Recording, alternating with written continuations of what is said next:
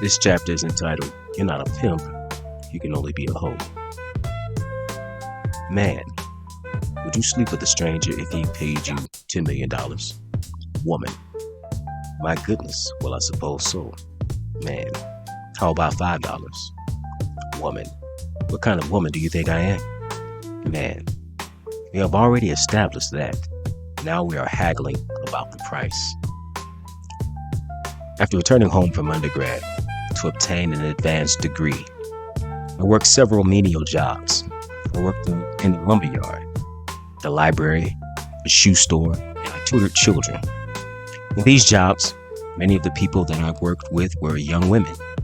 One day, as I endured the mundane activity of shifting boxes of overpriced sneakers back and forth, two of my female co-workers were discussing the doggish ways of men.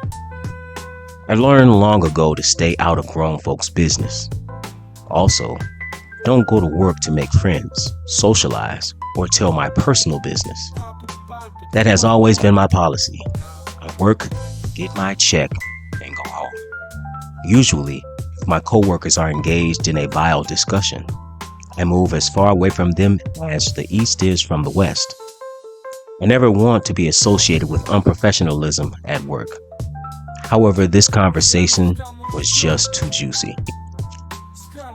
Though I did not participate, I listened to two of my female co-workers.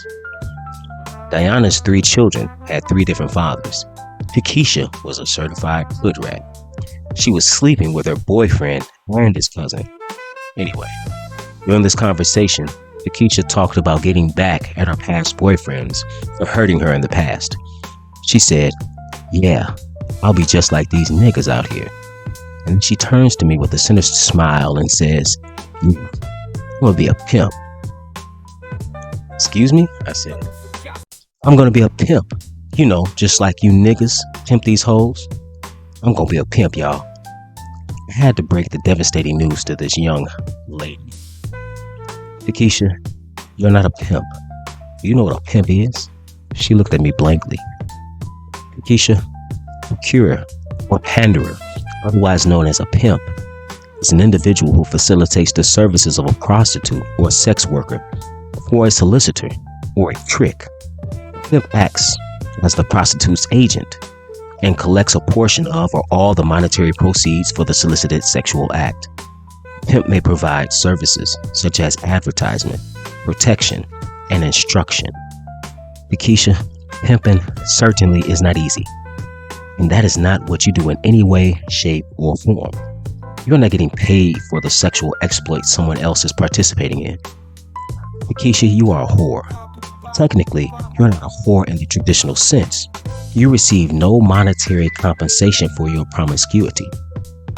Takesha still looked at me blankly. "You defile yourself through gratuitous fornication with scores of males. Such fornication is by definition common whoredom."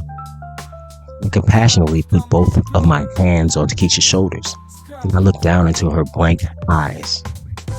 "Takesha, do you understand what I'm saying to you?" Takesha said, Hold up. Did you just call me a hoe? Rihanna, did this lame ass Dockers wearing nigga just call me a hoe? Do I look like a hoe to you, nigga?" Stared at Takesha blankly. Diana said, "Yeah, girl, he definitely called you a hoe." Takesha invaded my space, pushed me with her index finger in the forehead, and my glasses fell to the floor. Then she started throwing boxes. "Who the you calling a hoe?" White folks around the store gasped and headed for the entrance. Now, you should know, this is before the cell phone era, when such an event would have been recorded and posted on YouTube or TikTok. Now, I did everything in my power once I put my glasses back on not to pimp slap this hoe. I could hear the voices of famous pimps resonating in my mind. Bishop Magic Don Juan's voice in my head. You know, young blood, physical discipline in a whole gorilla pimping is a part of the game, and this whole hit is in violation, man. But louder was the barbaric yelp of my mother that traveled across the rooftops of the world and penetrated my subconscious mind. Mama's voice in my head. Sugar plum plum. I'm embarrassed to say this is what she really called me. You better not hit that girl. That's a female. I wish I had heard the voice of reason that was declared by my hero, Artis Hughes, the Cleveland bus driver who gave that unruly female passenger who allegedly spit on him and physically assaulted him an uppercut that Iron Mike Tyson would have been proud of. He declared in response to that female passenger who protested that infamous uppercut with, "That's a female." He said, "I don't care. If you want to be a man, I'm going to treat her like a man." Diana and White Mike, the manager, and White Mike is what we call him behind his back, stopped Takesha from throwing bus drivers and about 15 pairs of 39.99 men's classic Reebok sneakers. She even left a small cut under my eye. I still have the scar. I think it came from the Takesha nameplate ring she was wearing while she was punching me. Nevertheless, I didn't hit her because, as everyone knows, a real man doesn't hit a woman. As I sat there in White Mike's office nursing my bloody eye, crumpled toilet tissue, White Mike said, "What the hell happened out there? I have a mind to fire you both." Let me tell you what this bitch did. Immediately, Takesha started fake crying. Then she started talking about how she really needed this job to take care of her son. White Mike gave her a sympathetic look. "Yes, I've seen you in here with Rashawn buying baby shoes."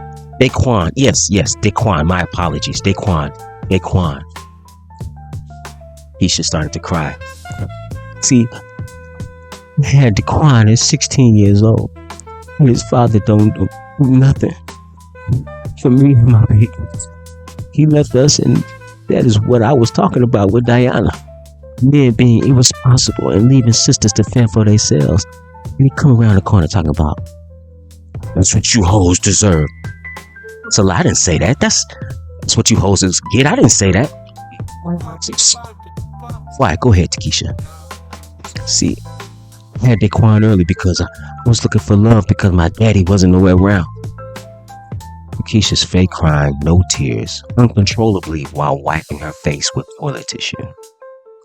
She went on and on, told us about her life story, told us about how she had Daquan at 16, how she talked about how she grew up poor with roaches, eating sugar ball sandwiches and syrup sandwiches.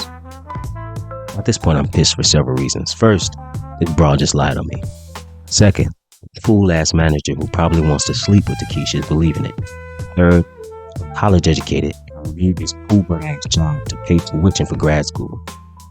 But I got so mad before I could say I quit, White Mike asked me a crucial question. "Did you call Takesha a hoe?" Well, yeah, but see, it didn't happen like what she described. What had happened was you're fired. I said you're fired. You're revoked. They're turning your name tag. You're fired. You punk ass Richie Cunningham, Vanilla Ice looking punk ass country music listening to punk ass trying to be down Caucasoid, Cave Mountain Neanderthal 40-year-old looking virgin, Office Space watching limp dick punk ass. She said, "If I was manager, I shut your ghetto baby mama GED having lollipop licking pop dick pickle with a peppermint sucking weave wearing finger having doodle braid sporting bald head ass ain't never been nowhere ain't going nowhere ass spooky dating bad kid having ass up you a hoe." Now I said it. You can't believe that shit. Listen to this dumb motherfucker. Good job, both of y'all. As I was driving from Shoe Carnival, thinking about this bitch and the fact that I needed this punk ass job. You know.